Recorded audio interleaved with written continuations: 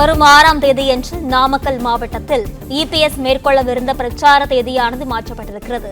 இது குறித்தான விவரங்களுடன் செய்தியாளர் பிரகாஷ் இணைப்பில் இருக்கிறார். வணக்கம் பிரகாஷ், விவரங்களை பதிவு செய்யுங்க.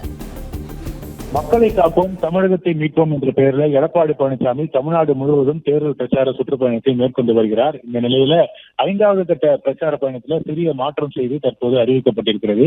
வருகின்ற 6ஆம் தேதி, அதாவது வருகின்ற திங்கட்கிழமை நாமக்கல் மாவட்டம் பரமத்தி வேலூர் மற்றும் நாமக்கல் சட்டமன்ற தொகுதியில பிரச்சாரம் மேற்கொள்வதாக இருந்தது. தற்போது அந்த தேதி மாற்றி அறிவிக்கப்பட்டிருக்கிறது. அந்த வகையில் வருகின்ற 9ஆம் தேதி நாமக்கல் மாவட்டத்தில் நாமக்கல் மற்றும் பரமத்தி வேலூர் சட்டமன்ற தொகுதியில் பிரச்சாரம் மேற்கொள்வார் என்று அறிவிக்கப்பட்டிருக்கிறது.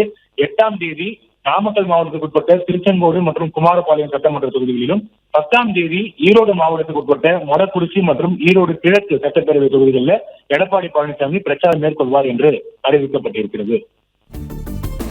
பிளே ஸ்டோர் மற்றும் ஆப் ஸ்டோரில் இருந்து பாலிமர் செயலியை QR கோடு மூலம் பதிவிறக்கம் செய்யுங்கள்.